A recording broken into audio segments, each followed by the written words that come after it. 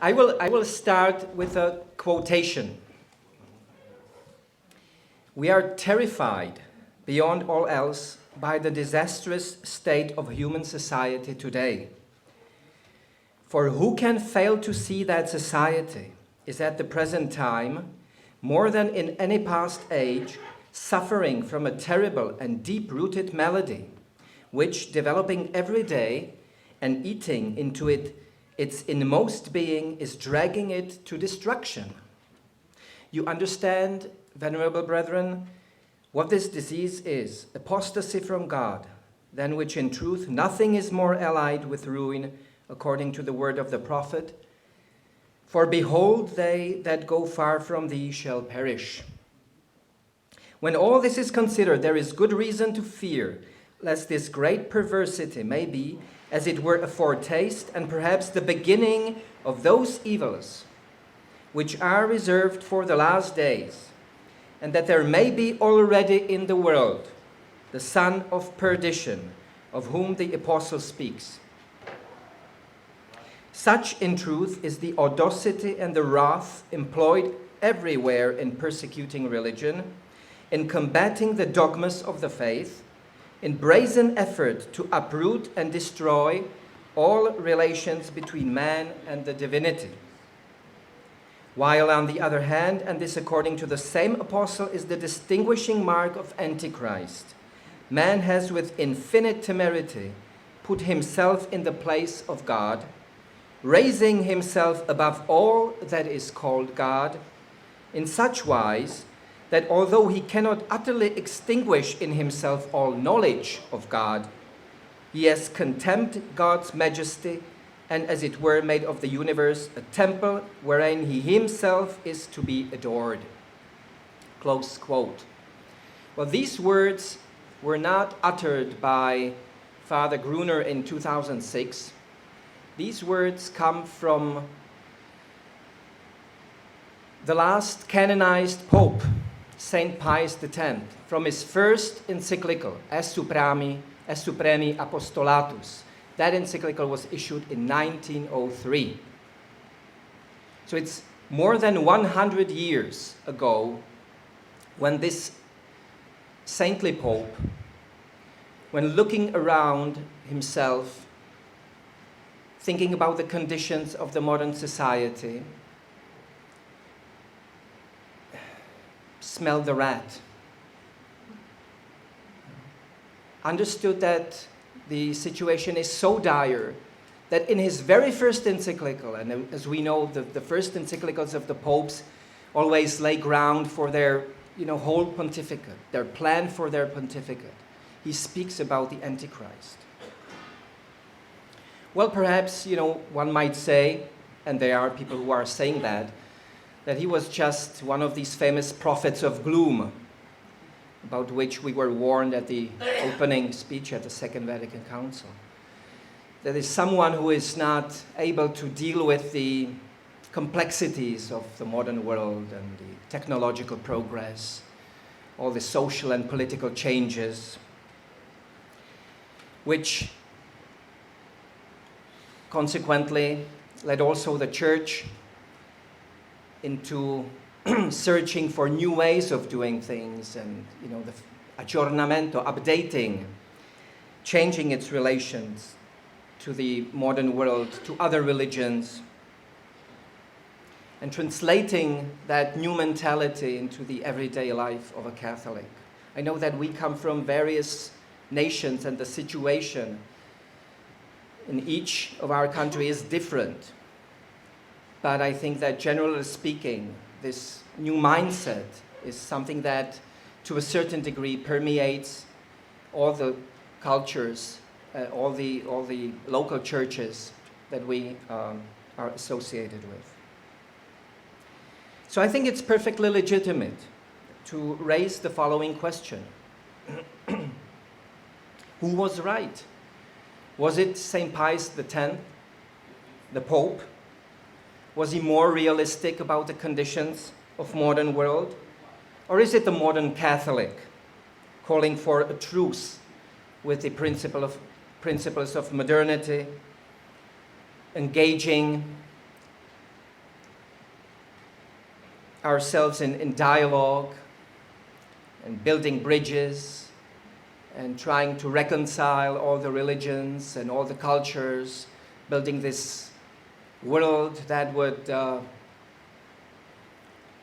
be comprised of all the existing religions working shoulder to shoulder, constructing a better world and so forth. Well, the answer to this question, I believe, lays in the proper understanding of the principles of modern thought, and then judging them in the light of sound reasoning and faith. So what is the spirit of Antichrist that the Pope speaks here about? It's the rebellion against God. It's the attempt to replace God's created order with a different order of things. And how did this came about? What did bring Pope Pius X into talking about man attempting to sit on the throne of God? Well, let's look at about the fundamental principles of the modern thought, about which this Pope wrote other encyclicals. I'm sure you all are aware, especially the clergy here, about the encyclical against modernism, Pascendi Dominici Gregis. I don't know if it's taught in your seminaries or not, but I think it's one of the most profound encyclicals that deal with the modern thought.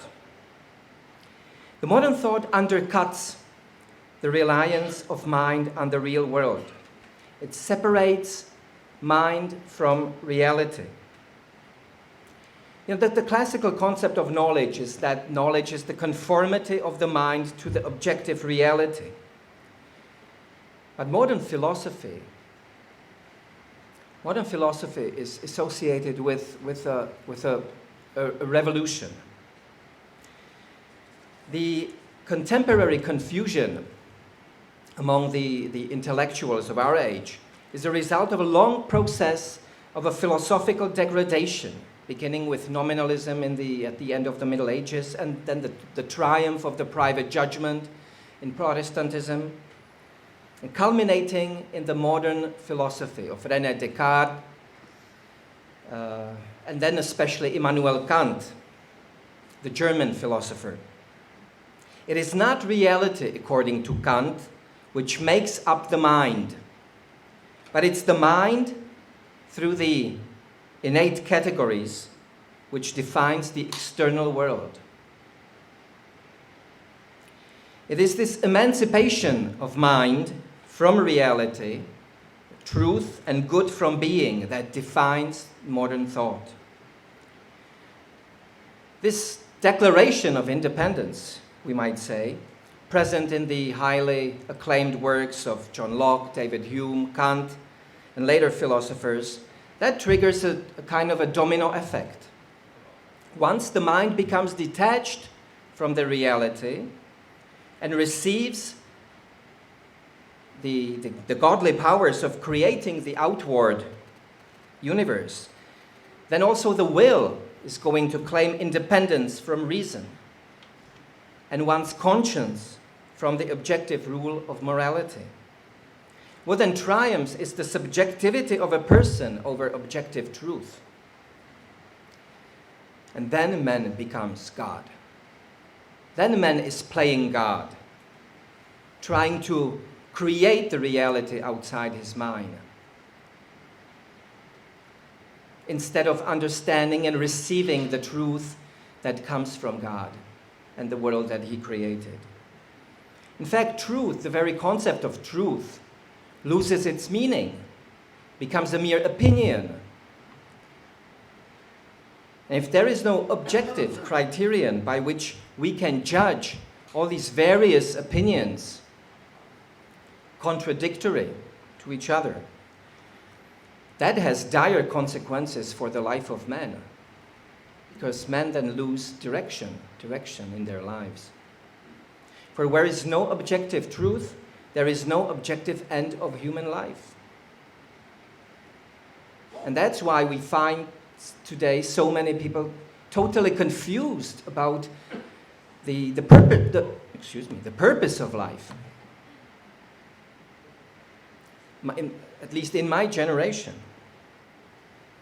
So it's the modern philosophy which is responsible for undermining not just the knowledge of the natural world outside of the mind, but also the knowledge of God and dependence of man on Him.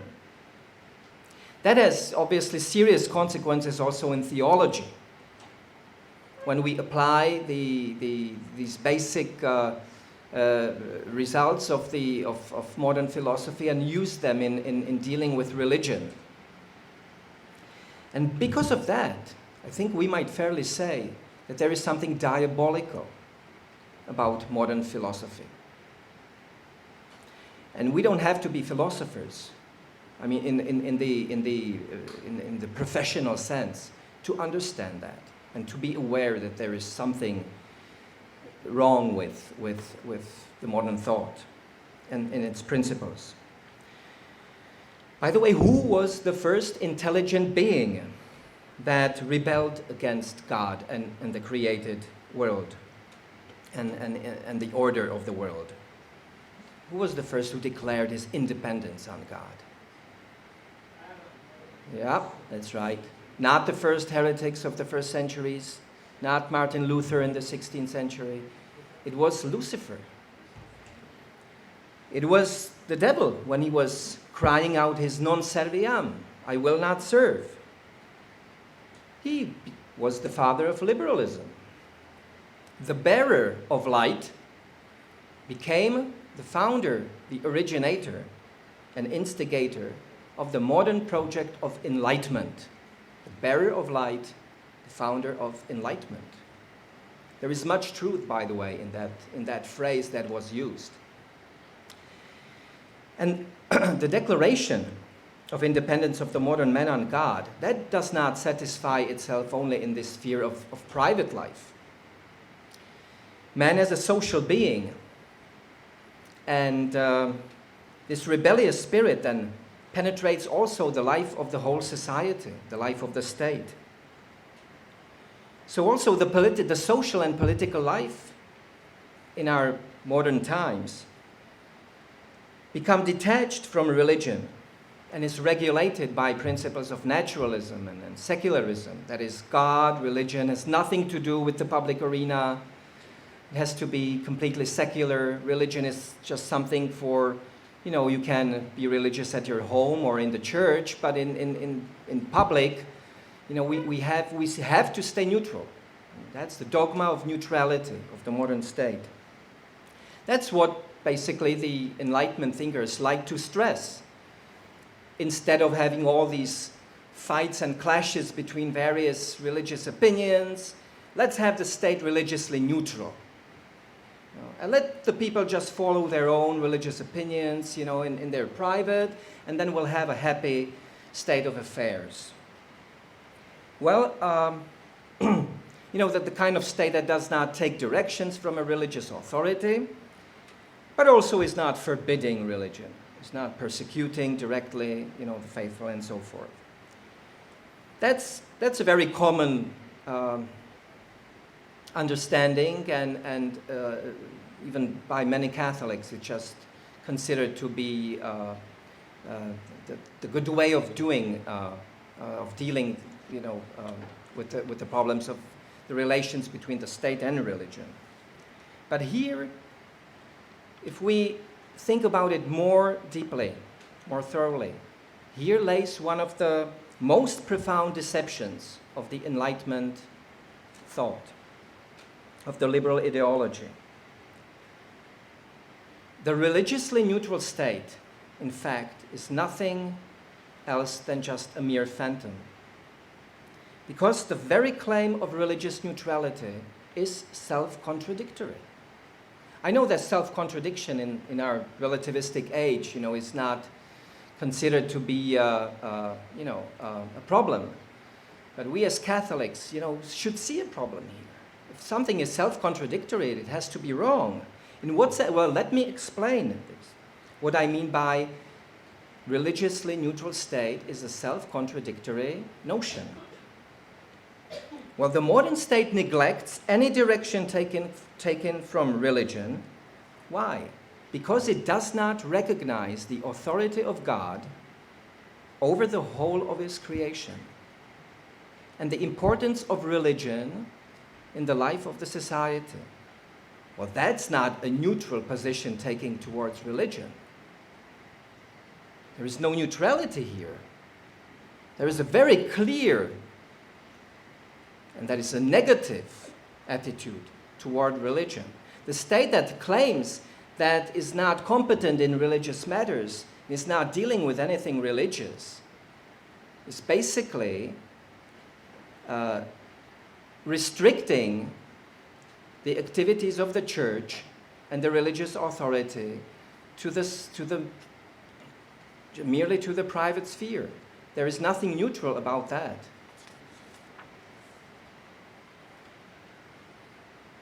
And the main consequence of this doctrine of religious neutrality, in fact, gives the state a power over religion, which is the inversion of God's created order. I will give you some examples later.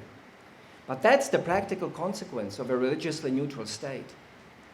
That it's the secular state that dictates the religion, its proper place in the life of the society. You see? That's the contradiction. This is what Pope Pius... It's a heavy subject, so... This is what Pope Pius Leo XIII said in one of his encyclicals. I'm not sure now if this is Immortale Dei or Libertas or some other of his encyclicals, but this is what he said about the religiously indifferent state. Quote, "The authority of God is passed over in silence, just as if there were no God, or as if he cared nothing for human society, or as if men, whether in their individual capacity or bound together in social relations, owed nothing to God, or as if there could be a government of which the whole origin and power and authority did not reside in God himself. Thus, as is evident, a state becomes nothing but a multitude, which is its own master and ruler.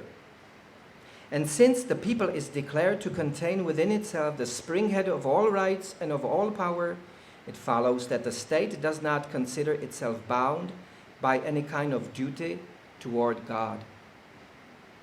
Moreover," the Pope continues, "it believes that it is not obliged to make public profession of any religion, or to inquire which of the very many religions is the only one true, or to prefer one religion to all the rest, or to show to any form of religion special favor, but on the contrary is bound to grant equal rights to every creed, so that public order may not be disturbed by any particular form of religious belief.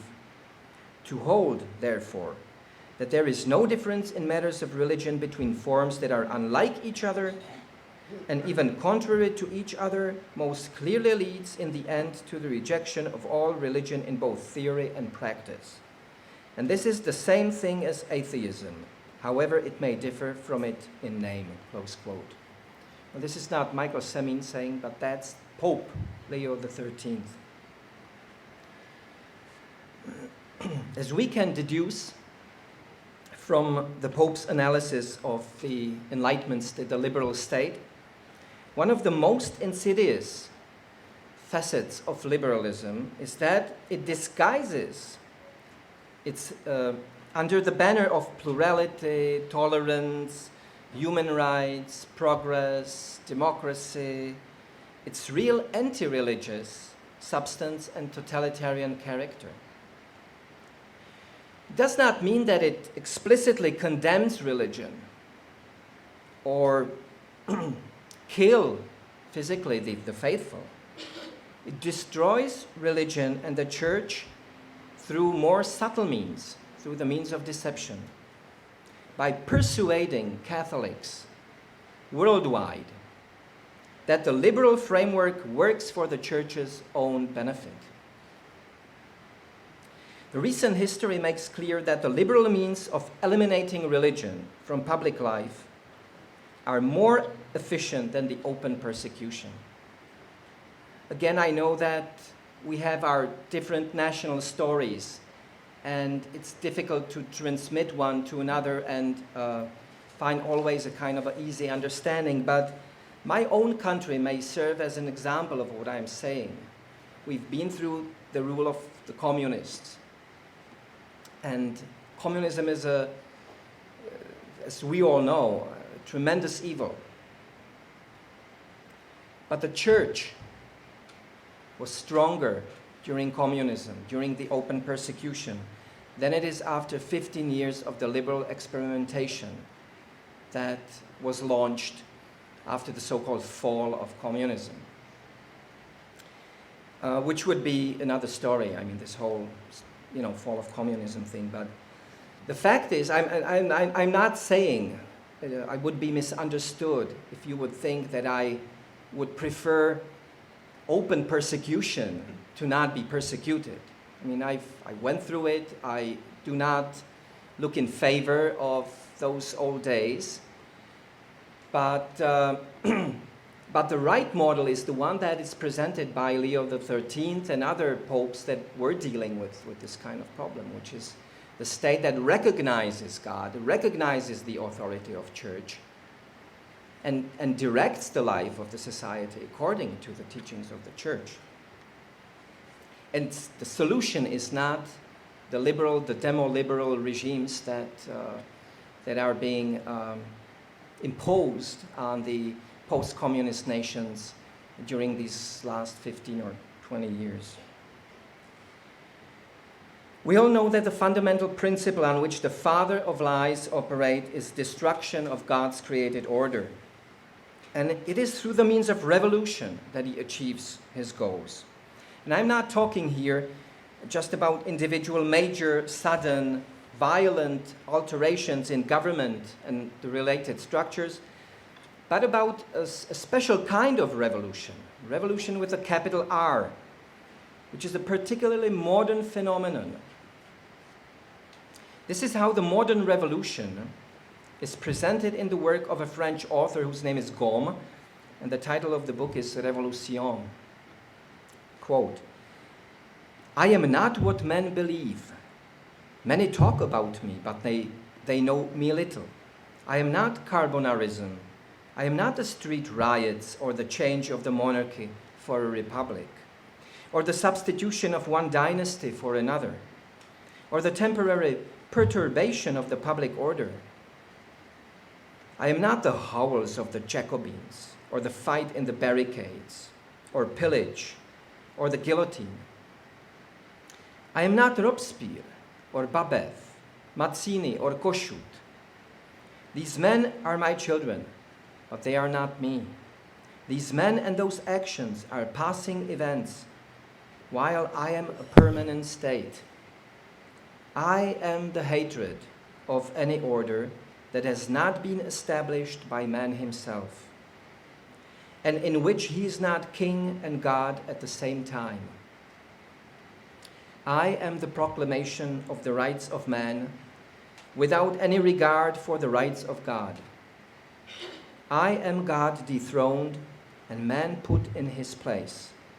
For that reason, my name is revolution, that is reversal." Close quote.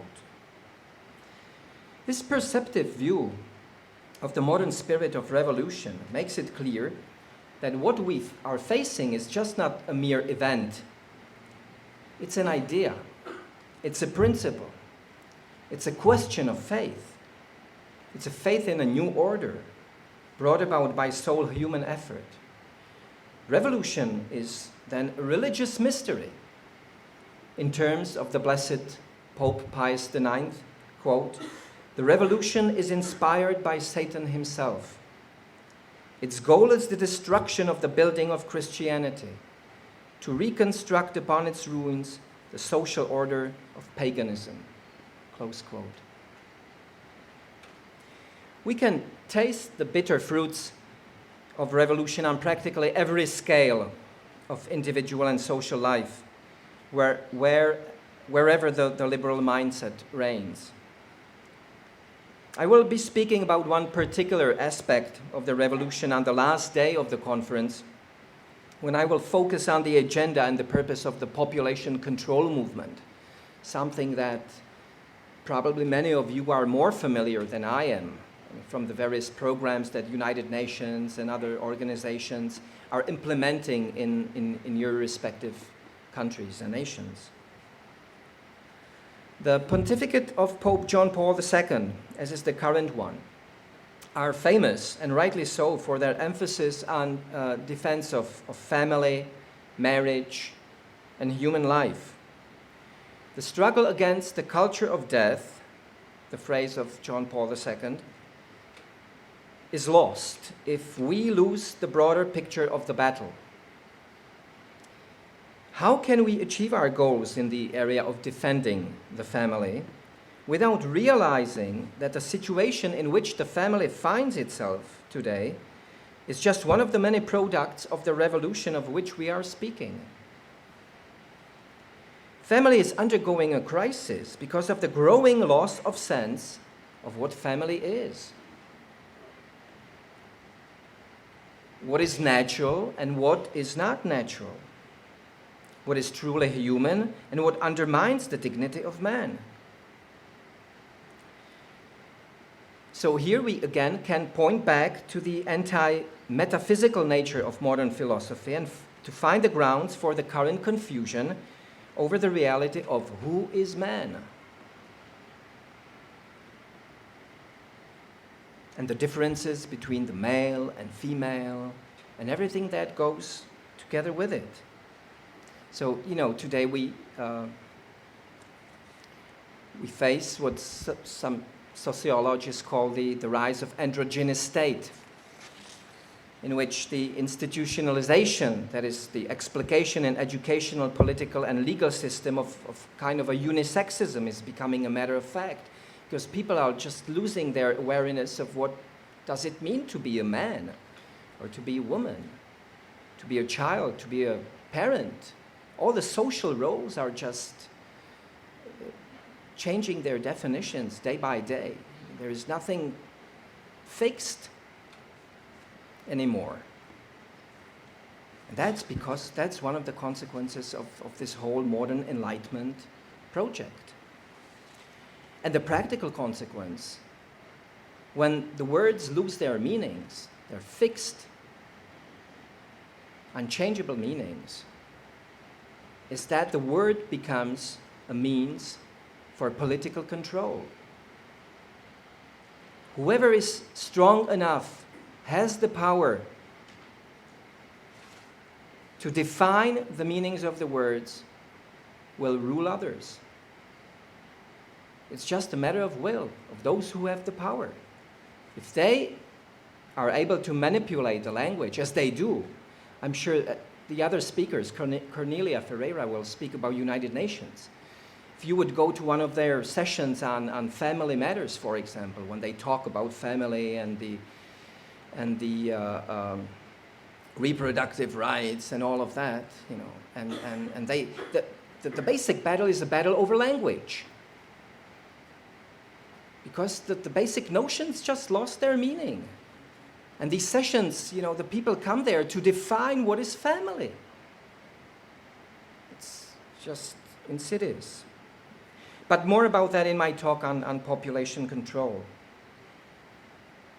I just want to give you, what's the time, John? Is it okay? No? Just give you brief examples of the spirit of Antichrist at work.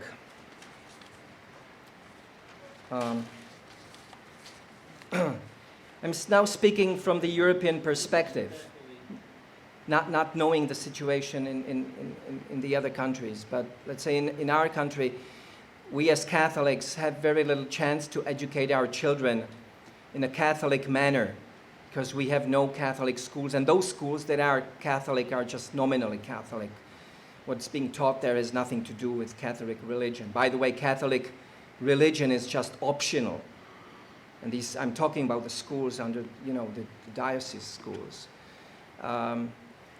So that's why many Catholic families are homeschooling. It's a concept known very well, especially in the United States or Canada.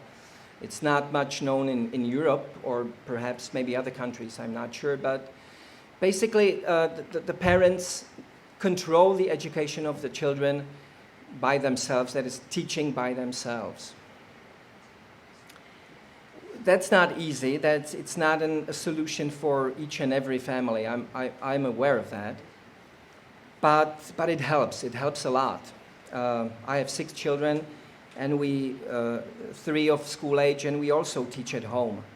But not every European country allows homeschooling. And just recently, one of the biggest countries of the European Union, Germany, started to persecute families that homeschool. There is, a week ago, a mother of 11 children was abducted, taken into prison for 10 days for teaching their children at home. The father had to leave, escape Germany with the children to Austria. There is no one, barely no one. I mean, the homeschooling movement does protest, but otherwise there is very, very little protest. The German families turned to the European Court of Human Rights. European Court of Human Rights does not give law to the countries of European Union, but its opinion is taken seriously by all the countries and the powers of EU, European Union. And this European Court of Human Rights issued a statement defending the German state with these words: parents may not refuse the right to education of a child on the basis of their religious convictions. It cannot be formally said that the applicant parents are seeking to oppose their religious convictions against their children's will, but the applicant children were unable to foresee the consequences of their parents' decision for home education because of their young age.